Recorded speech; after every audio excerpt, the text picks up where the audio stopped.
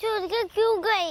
मैं कितना डर गई थी पता है। सब्सक्राइब करो गाइस, सब्सक्राइब करो। अगर आप लोग को डेली एपिसोड देखना है तो चैनल सब्सक्राइब करो और वीडियो को लाइक करो गाइस। अगर सब्सक्राइब नहीं करोगे दोस्तों आगे का एपिसोड नहीं देख पाओगे, तो फटाफट से चैनल सब्सक्राइब करो और फुल एपिसोड का मजे लो। तो गाइस सब्सक्राइब कर ही दो गाइस।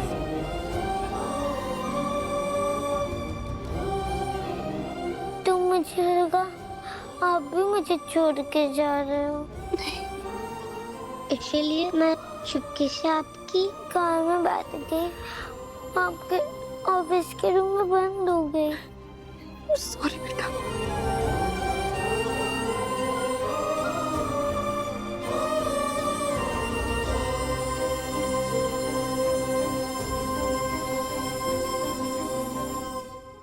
पीहू प्रशांत और नीलम नहीं, रजत और उसकी फर्स्ट वाइफ की बेटी है।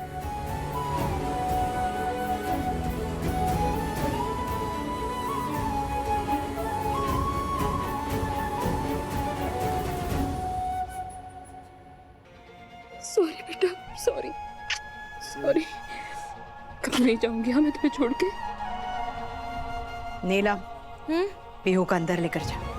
हो पीहू चल, अंकल से ज्यादा चॉकलेट मेरे पास है। आजा आजा चला।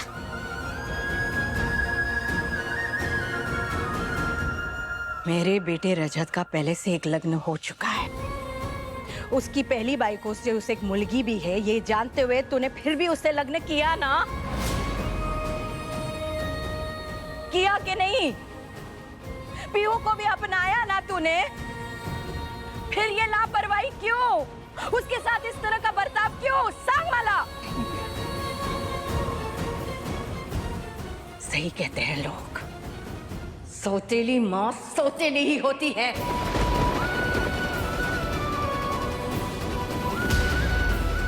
गलतियां तुझसे पहले भी हुई थी, लेकिन सारी गलतियों को नजरअंदाज किया मैंने। लेकिन आज बात मेरी पोती पर आई है और वो मैं बर्दाश्त नहीं करूंगी कभी भी।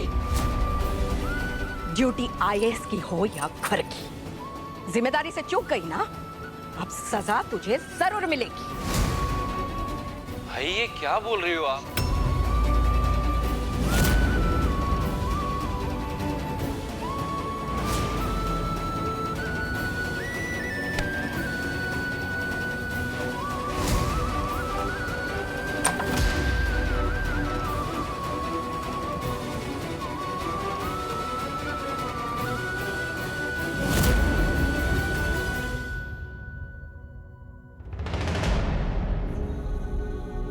मेरी नन्ही सी पोती तेरी वजह से सारी रात उस कमरे में बंद रही।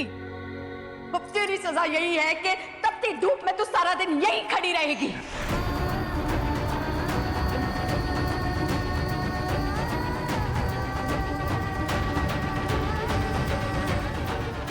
आई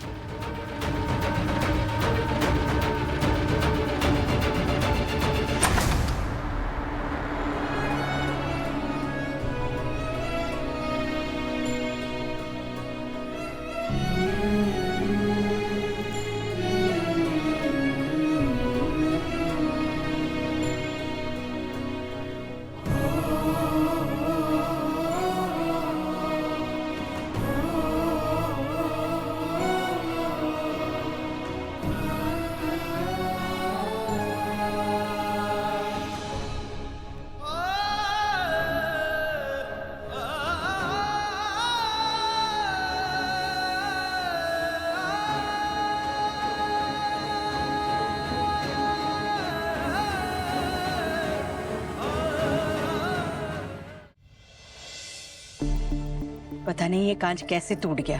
तुम एक काम करा, इसे पूरा ही बदल दो और अच्छे से करके दो। ठीक है ठीक है।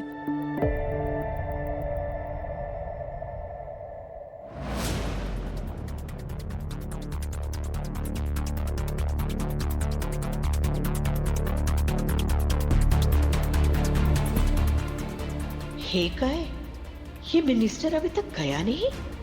सजा तो मैंने सरू को दी है, मगर ये इतनी धूप में यहाँ क्यों खड़ा है?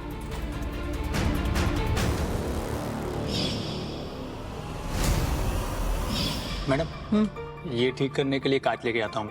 हाँ, जात में। वो फोटो अभी भी उसी कमरे में होगी। मिनिस्टर के बाकी सामान के साथ वो फटी हुई फोटो तो नहीं गई होगी। जाकर देखती हूँ।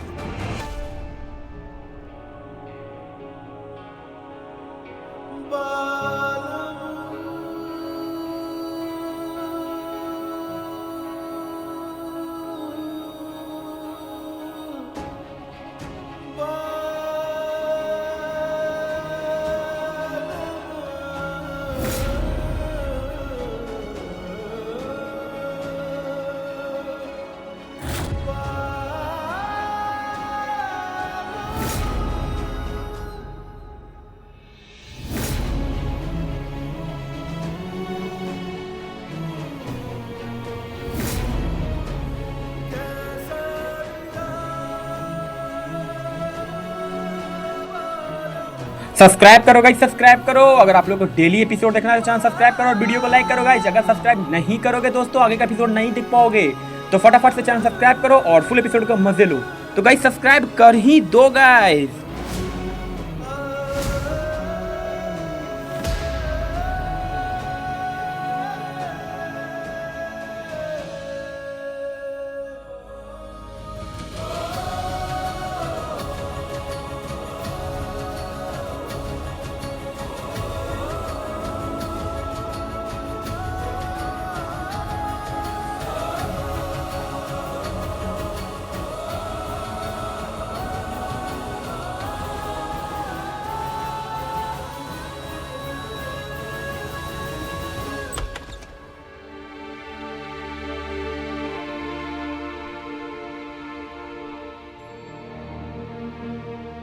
बहनी, सॉरी आई ने आपको पनिशमेंट दी, लेकिन आई दिल की बुरी नहीं है। वो प्यार करती है ना तो एकदम पूरन पोली की तरह, और जब गुस्सा होती है तो वो तीखा ठेचा नहीं होता, बिल्कुल वैसी हो जाती है। प्लीज माइंड मत करना। अब मेरे पास एक आइडिया है। देखो, आई अभी लंच करके अपने रूम में जाएगी आराम करने, तो आप चुपके से घर के अंदर आ जाना और शाम होने से पहले मैं आपको वापस यहीं लाके खड़ा कर दूंगा। पनिशमेंट की पनिशमेंट हो जाएगी और आई को पता भी नहीं चलेगा, ठीक है? नहीं नकुल, आई है वो, जैसे प्यार करने का हक है उन्हें, वैसे ही सजा देना भी उनका हक ही है।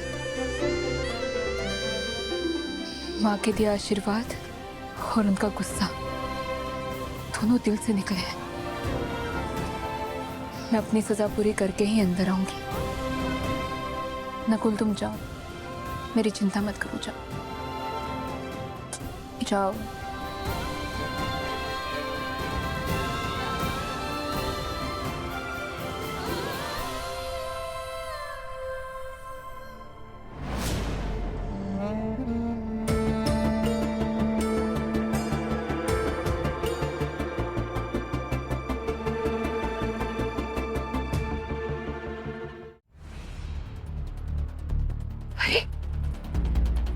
फोटो का फटी हुई फोटो तो नहीं भेजी होगी, या तो फेंक दिया होगा या यहीं कहीं पड़ी होगी।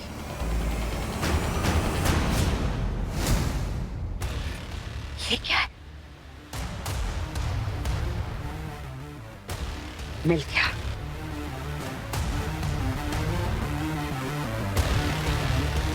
ये तो समझ में आ रहा है कि ये वेद बिरला की ही फोटो है, लेकिन ये लड़की कौन है ये नहीं समझ में आ रहा। फोटोग्राफर का नाम तो होगा ही।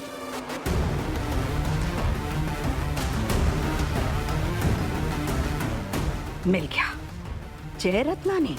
अरे ये तो वही फेमस फोटोग्राफर है ना जो बड़ी बड़ी शादियों में फोटो खींचता है। उसका नंबर भी है।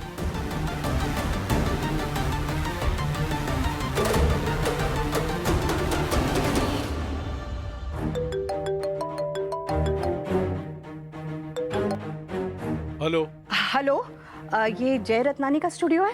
हाँ जी मैम। मुझे कुछ पूछना है आपसे। वो वेद बिरला के शादी के फोटोज आप लोगों ने ही खींचे थे ना? जी। तो क्या आपके रिकॉर्ड में उनके शादी की फोटोज की कॉपी अभी भी होगी? हाँ मैम, सारी फोटोज हैं, लेकिन आप लोग लेने ही नहीं आए। आप कहें तो मैं आपको भिजवा दूं? जी, वेद बिरला के घर भिजवा दीजिए, थोड़ा अर्जेंट है। हाँ ओके मैम।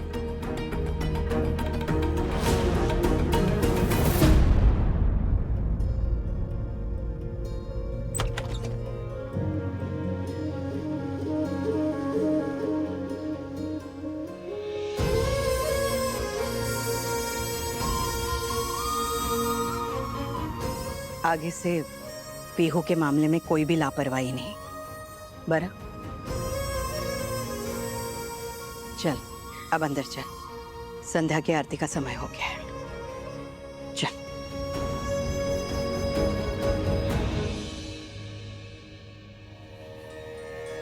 सब्सक्राइब करो गाइस, सब्सक्राइब करो। अगर आप लोग को डेली एपिसोड देखना है तो चैनल सब्सक्राइब करो और वीडियो को लाइक करो गाइस। अगर सब्सक्राइब नहीं करोगे दोस्तों आगे का एपिसोड नहीं देख पाओगे, तो फटाफट से चैनल सब्सक्राइब करो और फुल एपिसोड का मजे लो। तो गाइस सब्सक्राइब कर ही दो गाइस। ऑफिस आना है, कुछ अर्जेंट है क्या? अच्छा ओके। अब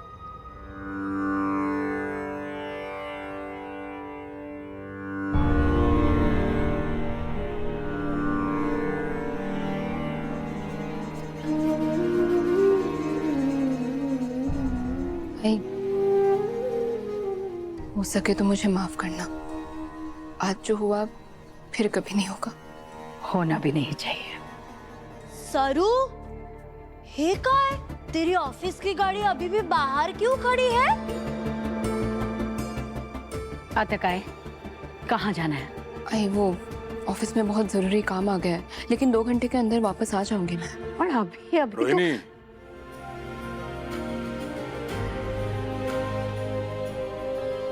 जाओ दे, अरे बड़ा समझ बात को। बहुत बड़ी पोस्ट पे काम करती है वो, ऑफिस में बुलाया है तो कोई ना कोई जरूरी काम होगा। रिलैक्स। सुन भाई, तू जा।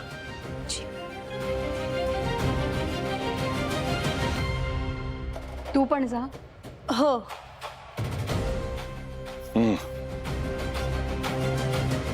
हे काय चाललंय? इतना सब कुछ होने के बाद अब सरू को इतनी छूट कैसे दे सकते हैं? रोहिणी, कोई सरलिस का है तू? हैं? अपनी सरू किस मिनिस्टर के साथ काम करती है? वेद बिरला। अरे वो तो मौके की तलाश में रहता है हमें बदनाम करने के लिए। देखा था ना दहेज लेने का कैसा झूठा आरोप लगा दिया था उसने। अभी क्या पता कल को ये आरोप लगा दे कि हम सब मिलकर सोनबाई को त्रास देते हैं। फिर ये फालतू का टेंशन नको पाहिजे रे मला। आता शांतता ठेव। हे तुम्ही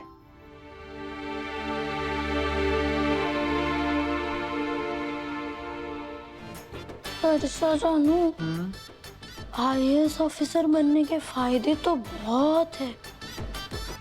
रात देर रात कभी भी आओ कभी भी जाओ, ना कोई रोक ना कोई टोक, ना सासू बाई के ताने सुनो, ना सुबह उठ के चाय बनाओ। अरे भाई को चाय तो मैं बनाता हूँ सुबह सुबह तुम्हारे लिए, वो भी तुम्हारी साड़ी पहन के, ताकि तुम्हारी ब्यूटी स्लीप पूरी हो सके। बताए परसा जानू, मैं क्या सोच रही हूँ? मैं भी IAS ऑफिसर बन जाऊं। 2-3 किताबें तो पढ़नी है ना, पढ़ लूंगी। नहीं पढ़ पाऊंगी। अच्छा सुन, तेरा कोई कनेक्शन है क्या वहाँ पे? IAS है कि पार्लर की मेंबरशिप एक के साथ एक फ्री। अरे सोचो, अगर मैं कलेक्टर बनी तो तुम मिस्टर कलेक्टर। छोड़ो, मैं ही कुछ कर लेती हूँ। 2 महीनों में IAS कलेक्टर कैसे बना जाता है? ये पॉसिबल नहीं है।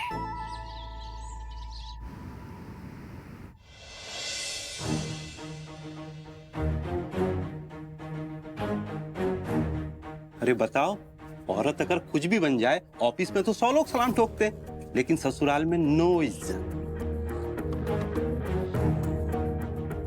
एक्सक्यूज मी, अपना फोन दीजिए।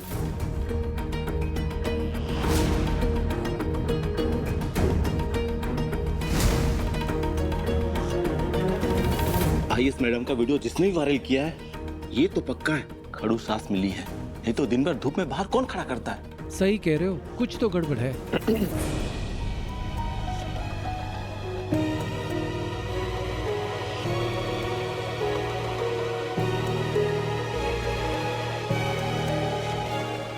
आपके काम से ज्यादा निजी जीवन में दिलचस्पी है लोगों को। दिलचस्पी तो आपकी ज्यादा लग रही है वेद सर। मतलब ये कि मेरे काम में तो कोई मीन मेक ना निकाल पाया। सब्सक्राइब करो गाइस, सब्सक्राइब करो। अगर आप लोग को डेली एपिसोड देखना है तो चैनल सब्सक्राइब करो और वीडियो को लाइक करो गाइस। अगर सब्सक्राइब नहीं करोगे दोस्तों आगे का एपिसोड नहीं देख पाओगे, तो फटाफट से चैनल सब्सक्राइब करो और फुल एपिसोड का मजे लो। तो गाइस सब्सक्राइब कर ही दो गाइस। वक्त तो बहुत है, तभी तो मेरे फाइल्स से ज्यादा मेरी फुटेज है आपके पास, है ना? वैसे अच्छा लगा जान के कि 2 साल बाद भी मेरे मामलों में उतनी ही दिलचस्पी रखते हैं आप। वाह। सरकारी मुलाजिम या आम आदमी, दोनों को ये सरकार टैक्स नहीं चार्ज करती। गलतफहमी पालने पे पाली।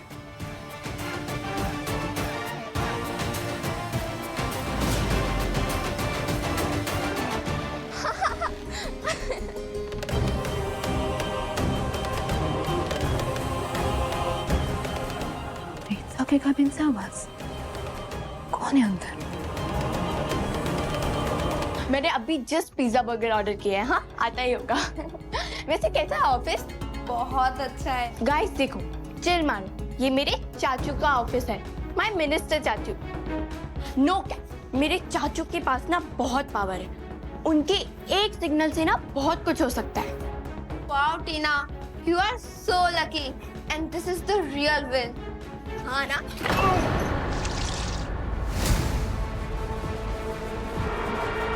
सॉरी मैडम, गलती हो गई मैडम। दिखाई नहीं देता? मेरे ब्रांडेड शूज खराब कर दिए। तुम्हें आइडिया भी नहीं है मैं कौन हूँ।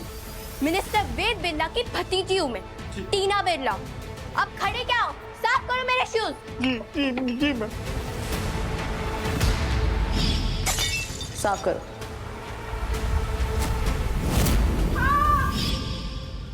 पिछले 2 साल में टीना तो छोटी अनिका बन गई है। जल्दी।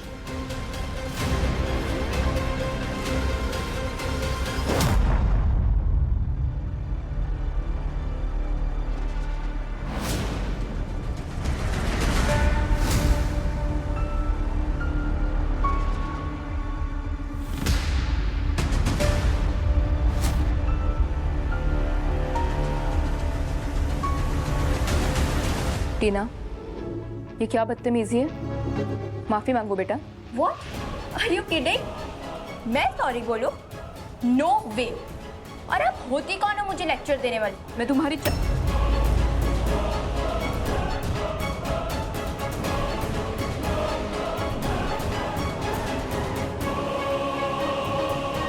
कोई नहीं होती आप मुझे रोकने वाली। हूँ मैं, असिस्टेंट कलेक्टर हूँ। या तो व्हाट? मेरे चाचू मिनिस्टर है, आपसे बड़े पोजीशन पे है वो, और ये उनका ऑफिस है। नहीं बेटा, ये सरकारी ऑफिस है। यहाँ पे निजी बातें नहीं होती हैं। और रही बात छोटे बड़े की, तो वो तुम्हारे को मत सिखा, क्योंकि इज्जत सबको बराबरी से मिलनी चाहिए। माफी मांगो काका से। टीना, कितना हाइप कर रही थी तुम चाचू के office etcetera. Look at you, so cringe. Come on girls. Guys रुको ना।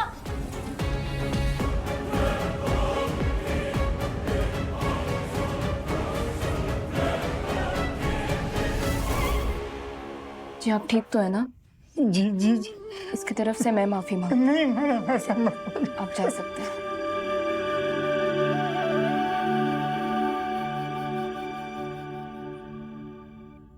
साल में टीना कितनी बदल गई है। एक काम करती हूँ, भाभी साहब को बता देती हूँ।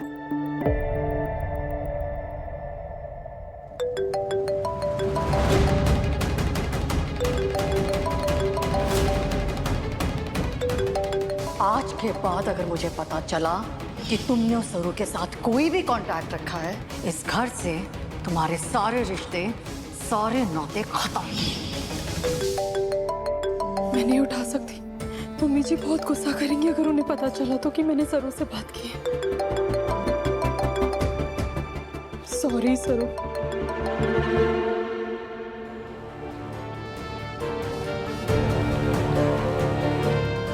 हमेशा हमारा फोन क्यों काट रही है?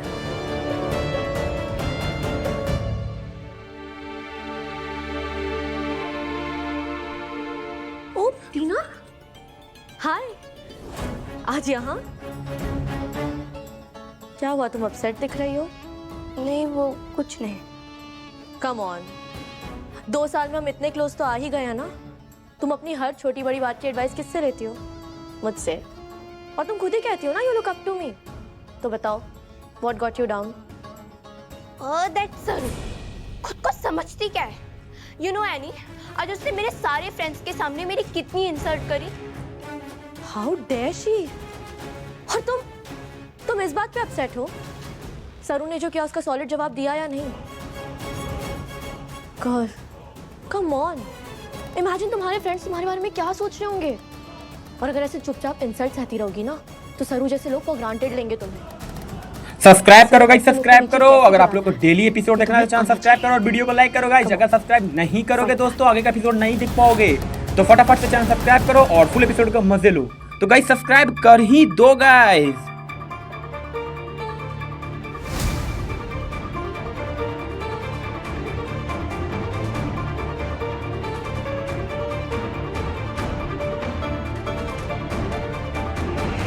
क्या कर रहे हैं आप? देखा मैंने फाइल्स में वो पैसे, रिश्वत दे रहे थे आप? अरे ऐसी बात नहीं है मैडम, वो क्या है ना कि वो टेंडर की फाइल में अर्जेंटली साइन करवाने थे आपकी, तो और ये रिश्वत, अरे रिश्वत थोड़ी है, चाय पानी बस। फाइल्स चेक करवाने के लिए एक्स्ट्रा पैसे देने की ज़रूरत नहीं है। मैं इनकी अच्छे से जांच करूंगी और तभी साइन करूंगी, क्योंकि काम है मेरा ये। और हाँ, इसकी अलग से तनख्वाह मिलती है मुझे।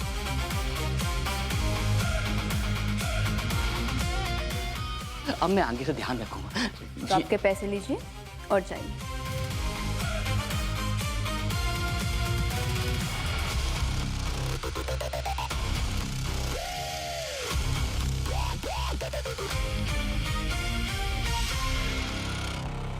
शुक्ला जी, ये पहली और आखिरी चेतावनी है। अगली बार हुआ तो सजा मिलेगी। माफ करिए मैडम, लेकिन टेबल के नीचे के पैसे से कौन अफसर बच पाया है? एक दिन आप भी ले लेंगी।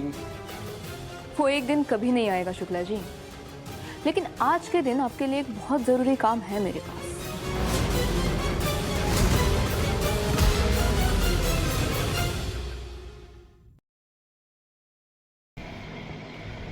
हेलो दोस्तों, आप लोग का स्वागत है मेरे यूट्यूब चैनल पे। तो चलिए आज हम लोग एक टॉपिक के बारे में पढ़ने वाले हैं। उस टॉपिक का नाम रहेगा दोस्तों बल के प्रकार। बल के कितने प्रकार होते हैं उसके बारे में जानेंगे। तो चलिए बिना देरी किए हम वीडियो का स्टार्ट करते हैं। तो कहता है इसमें कि वस्तुओं पर आरोपित होने वाले को मुख्यतः 2 वर्गों में बांटा जा सकता है। वस्तुओं पर आरोपित होने वाले बल को मुख्यतः 2 वर्गों में बांटा जाता है। पहला स्पर्श बल और दूसरा दूरी पर क्रिया बल। पहला आता है स्पर्श बल। जानते हैं स्पर्श बल के बारे में कि जब एक वस्तु दूसरे वस्तु के संपर्क में हो तो दोनों एक दूसरे पर बल लगा सकते हैं। ऐसे बलों को जो वस्तुओं के भौतिक स्पर्श से आरोपित होते हैं स्पर्श बल कनेक्ट फोर्स कहा जाता है। ऐसे बलों के कुछ मुख्य उदाहरण निम्नलिखित है। पहला है अभिलंब बल। अभिलंब बल जब स्पर्श बल वस्तुओं के संपर्क की सतहों के लंबवत लगते हैं तो उन्हें अभिलंब बल कहते हैं। उदाहरण के लिए जब एक किताब टेबल पर रखी हुई हो तो किताब टेबल पर नीचे की ओर और टेबल किताब पर ऊपर की ओर बल लगाता है। ये बल टेबल और किताब के सतहों के लंबवत होते हैं, इसलिए इसे अभिलंब बल कहते हैं। अतः हम कहते हैं कि किताब टेबल पर नीचे की ओर और टेबल किताब पर ऊपर की ओर अभिलंब बल लगाता है। ये आता है दोस्तों तनाव बल, टेंशन फोर्स। कहता है जब किसी वस्तु को एक डोरी से बांधकर डोरी को ताना जाता है। जब कोई वस्तु को एक डोरी से बांधकर उस डोरी को ताना जाता है तो डोरी वस्तु को खींचती है, पुल करती है। जैसे एक पत्थर को एक डोरी से बांधकर लटका दिया जाए तो डोरी पत्थर को ऊपर की ओर खींचती है। डोरी से बंधी वस्तुओं पर डोरी द्वारा लगाए गए बल के परिमाण को तनाव कहते हैं। बल को तनाव कहते हैं। ठीक है। यह आता है घर्षण बल।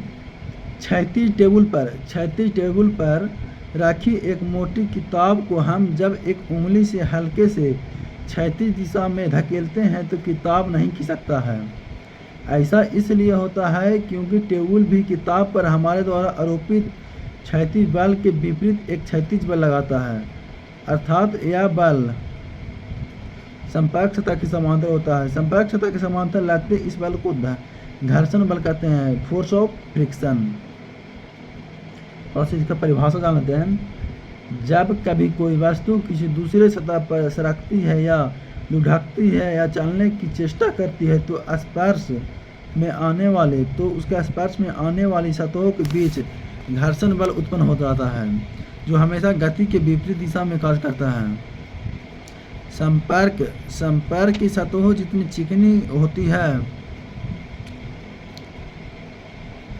घर्षण का बल उतना ही कम होगा और सतहें जितना रुखड़ी होगी, घर्षण बल उतना ही अधिक होगा। यह आता है दूरी पर क्रिया बल। इसके बारे में जान लेते हैं। आता है दोस्तों, कुछ बल ऐसे भी होते हैं जो वस्तुओं पर बिना उनके आपस में भौतिक स्पर्श के आरोपित होते हैं। उदाहरण के लिए एक चुंबक कम दूरी पर रखी लोहे की बनी आल्पिन काठी आदि को अपनी ओर खींच लेता है। ऐसे में जो बल लगता है उन्हें हम चुंबकीय बल कहते हैं। सूखे वाले से रगड़ी गई प्लास्टिक की कंघी कागज के छोटे छोटे टुकड़ों को कुछ दूरी से ही अपनी ओर खींच ले सकती है। ऐसे में जो बल लगते हैं उन्हें हम स्थूल विद्युतीय बल कहते हैं।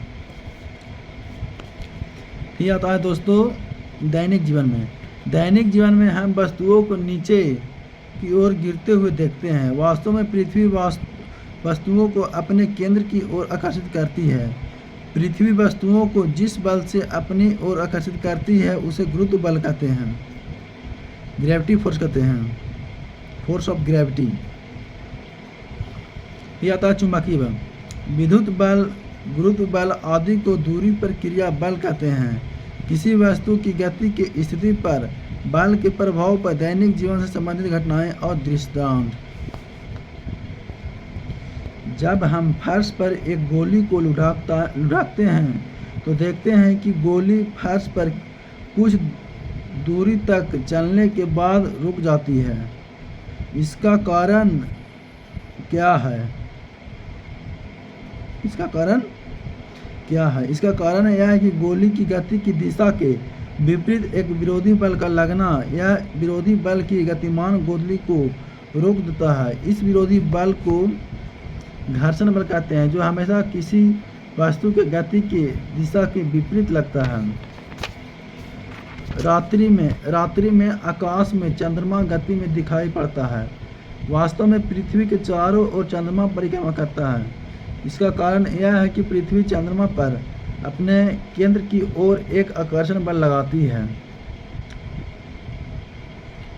इस आकर्षण बल को गुरुत्व बल कहते हैं। सूर्य के गुरुत्वाकर्षण बल के अधीन ग्रह सूर्य के चारों ओर विभिन्न कक्षाओं में परिक्रमा करते हैं। हम देखते हैं कि आकाश में रॉकेट ऊपर उठता जाता है। इसका कारण है कि रॉकेट अपने निचले भाग से बने एक छिद्र तुंड से कोई गैस तेजी से नीचे की ओर छिड़ता है। बाहर निकलती यह गैस रॉकेट पर ऊपर की ओर एक बल लगाती है, जिसके कारण रॉकेट ऊपर उठता है। एक अन्य समान उदाहरण यह है कि हम पैर के दौरान में गतिमान गेंद को रोक सकते हैं या उसकी दिशा बदल सकते हैं। इसके अतिरिक्त हम पैर से ठोकर मारकर स्थिर गेंद को गतिमान कर सकते हैं। पैर द्वारा लगाया गया बल मांसपेशीय बल कहलाता है। यह आता है गैलीलियो का प्रयोग। ग्रीस यानी यूनान एक देश है। ग्रीस के महान वैज्ञानिक या महान दार्शनिक अरिस्टोटल जिसे कहते हैं 334 से 322 ईस्वी में का विस्तार था कि किसी वस्तु को विराम में बने रहने की स्वाभाविक प्रवृत्ति होती है, किंतु वस्तु को एक समान गति में बनाए रखने के लिए बाहरी अचर बल की जरूरत है। करीब 2000 वर्षों तक यह मान्यता बनी रही, जब तक कि इटली के महान वैज्ञानिक गैलीलियो ने इस मान्यता पर प्रश्नचिह्न नहीं लगाया। गैलीलियो ने गौर से देखा कि ढालू तलों पर नीचे की ओर गति की स्थिति में त्वरण हमेशा मौजूद रहता है, जबकि ढालू तलों पर ऊपर की ओर गति की स्थिति में मंदन सदा वर्तमान रहता है। इस अनुभव से उन्होंने तर्क किया कि जब तल ढालू न हो अर्थात समतल हो तो न तो त्वरण और न ही मंदन होना चाहिए। अतः उन्होंने निष्कर्ष निकाला कि क्षैतिज समतल के अनुरेख गति अचर होनी चाहिए। ये स्थितियाँ चित्र 3 में दिखाई गई है। प्रयोग के दूसरे समूह में गैलीलियो ने चित्र 3.6 के भांति जोड़े तो नत समतलों के पर वस्तुओं की गति का अध्ययन किया। विराम से प्रारंभ कर कोई वस्तु जैसे गोली एक नत समतल पर नीचे की ओर ढकती है और दूसरे नत समतल पर ऊपर की ओर चढ़ती है तथा गोली अपनी प्रारंभिक ऊंचाई प्राप्त कर लेती है। वास्तव में गोली अपनी प्रारंभिक ऊंचाई पूरी तरह से प्राप्त नहीं कर पाती, क्योंकि गोली और समतल की स्पर्श सतह पर विरोध घर्षण बल और हवा का प्रतिरोध हमेशा उपस्थिति रहता है। यदि घर्षण बल और हवा का प्रतिरोध पूरी तरह से हटा दिया जाए तो तय की गई अंतिम ऊंचाई प्रारंभिक ऊंचाई के बराबर होगी।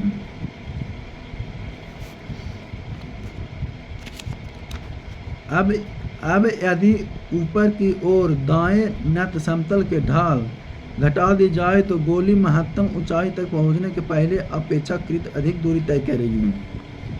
चरम स्थिति के रूप में यदि दायां समतल क्षैतिज बना दिया जाए तो गोली को हमेशा के लिए चलते रहना होगा।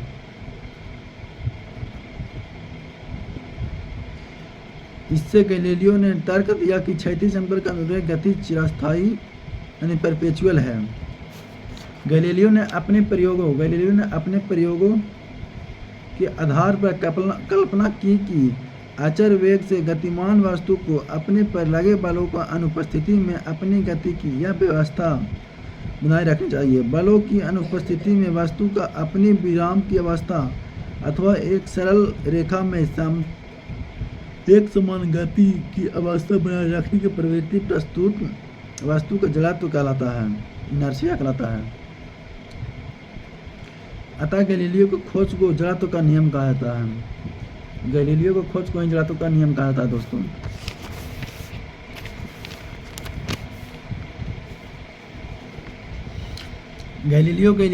गैलीलियो इटली के प्रसिद्ध भौतिक विज्ञान और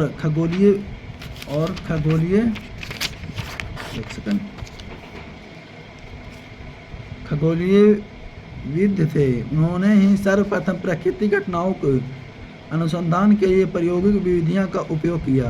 उन्हें गिरती हुई वस्तुओं के नियमों का पता लगाया और जड़त्व के नियम को स्थापित किया। गैलीलियो ने दूरबीन का आविष्कार किया और उसका उपयोग खगोलीय प्रेक्षणों के लिए किया। इस क्षेत्र में उनके कई महत्वपूर्ण खोज हैं। गैलीलियो कोपरनिकस द्वारा प्रतिपादित पृथ्वी के सूर्य की परिक्रमा संबंधी सिद्धांतों का सक्रिय समर्थन थे, जिसके चलते उन्हें कई प्रकार की यातनाएं भी सहनी पड़ी। विभिन्न वस्तुओं को ऊपर उछालने पर उनके नीचे गिरने के कारण जब हम पत्थर को छोटे टुकड़ों को ऊपर की ओर फेंकते हैं तब वह कुछ ऊंचाई तक जाता है और वहां क्षण भर के लिए रुककर नीचे की ओर गिरने लगता है। इसका कारण यह है कि पत्थर के टुकड़े पर पृथ्वी हमेशा अपने केंद्र की ओर आकर्षण बल लगाती है।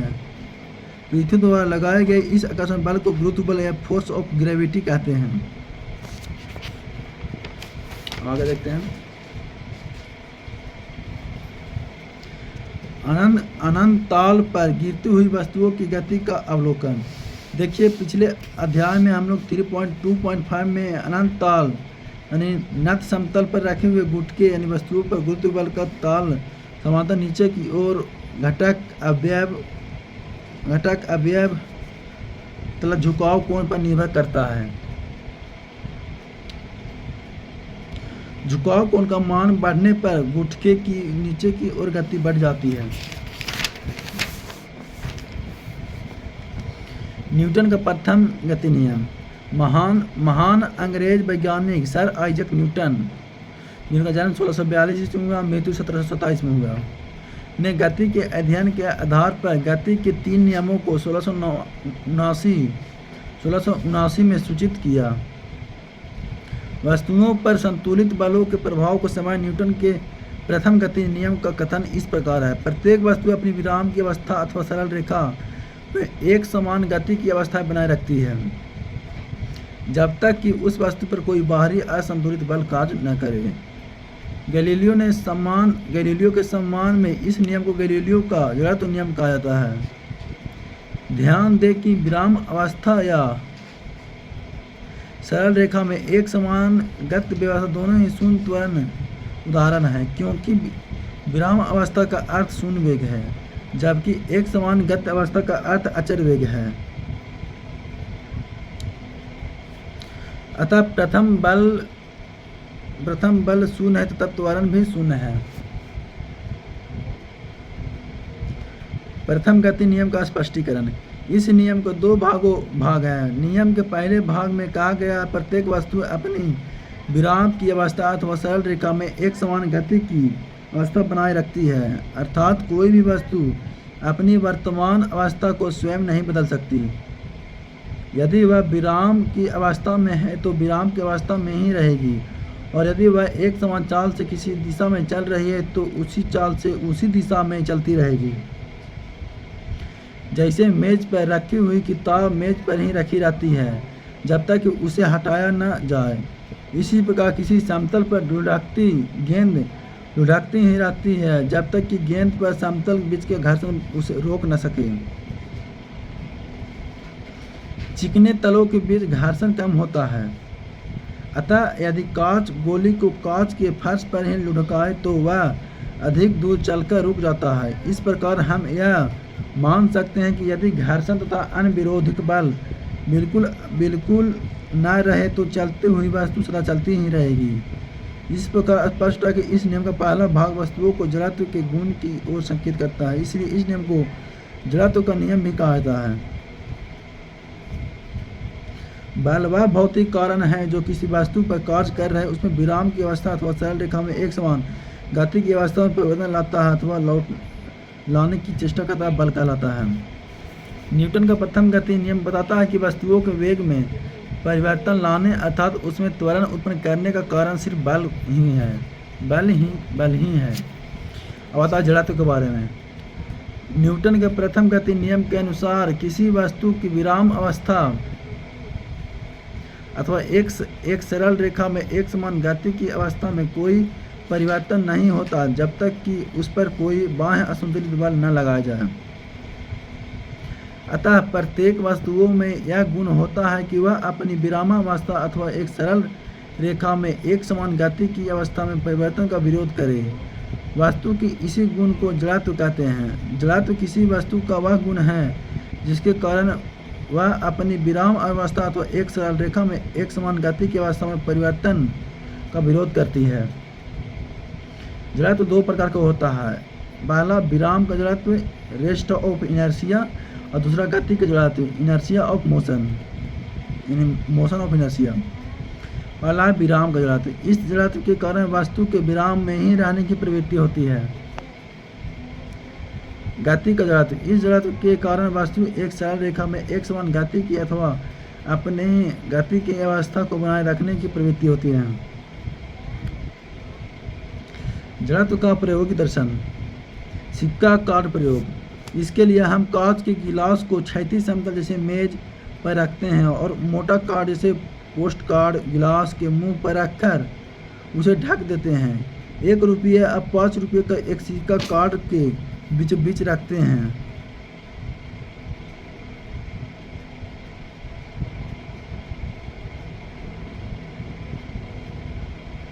अब हम अपनी अंगुलियां द्वारा कार्ड पर जोर से झटका देते हैं। हम देखेंगे कि कार्ड हट जाता है और सिक्का गिलास में गिर जाता है। इसका कारण यह है कि कार्ड का एकांक गति होने से सिक्के पर गति की दिशा में कोई बल पर्याप्त समय तक नहीं लग पाता। सिक्का जड़त्व के कारण विराम में बना रहता है, किंतु कार्ड हटते ही सिक्के पर लगा पृथ्वी का गुरुत्व बल असंतुलित हो जाता है, क्योंकि आधार द्वारा सिक्के पर लगा अविलंब बल का कार्य करना बंद हो जाता है। फलस्वरूप गुरुत्व बल के अधीन जिसका सिक्का गिलास में गिर जाता है। दूसरा, गोटियों के समूह का प्रयोग। अब स्ट्राइकर में इस ढेर के सबसे नीचे वाली गोटी पर प्रहार करते हैं। यदि प्रहार प्राप्त तीव्रता का हो तो हम देखते हैं कि ढेर की सबसे नीचे वाली गोटी शीघ्रता से ढेर से बाहर आ जाती है।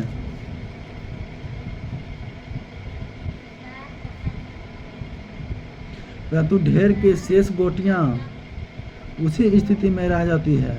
स्ट्राइकर द्वारा लगे बल के कारण ढेर के सबसे नीचे वाली गोटी तो गतिमान हो जाती है, परंतु अन्य गोटियां जड़त्व के कारण अपने स्थान पर ही रह जाती है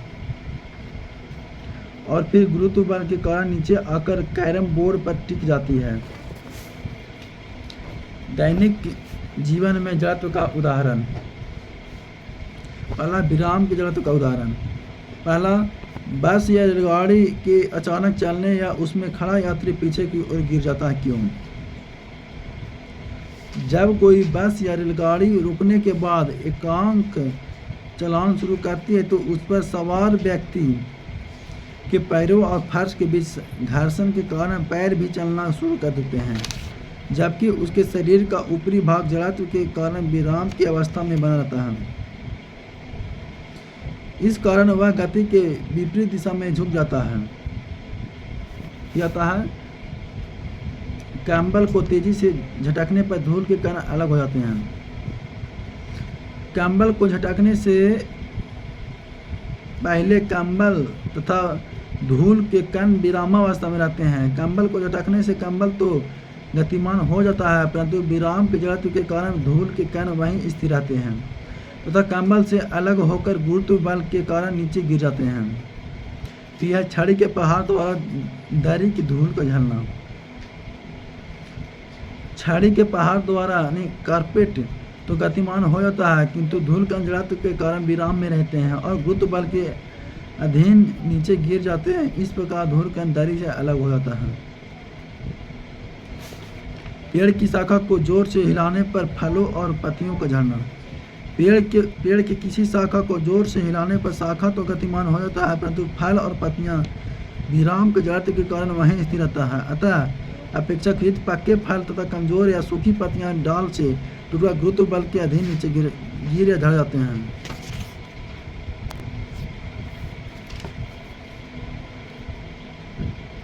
फिर आता है कांच की खिड़की पर बंदूक से दागी गई गोली और फेंके गए पत्थर के टुकड़े का प्रभाव। कांच के जिस भाग पर गोली आती उच्च वेग से आघात करती है, वही भाग गोली के वेग को साझीदार होता है, जबकि कांच का शेष भाग जड़त्व के कारण विराम में रहता है और इसलिए कांच चकनाचूर नहीं होता। पत्थर का टुकड़ा कांच को अपेक्षाकृत बहुत कम वेग से आघात करता है और इसलिए कांच से होकर पत्थर के पार करने के पहले आघात स्थान के चारों ओर के कांच को भी टुकड़े के वेग का साझेदार होने के करीब प्राप्त समय मिल जाता है, फलस्वरूप कांच चकनाचूर हो जाता है।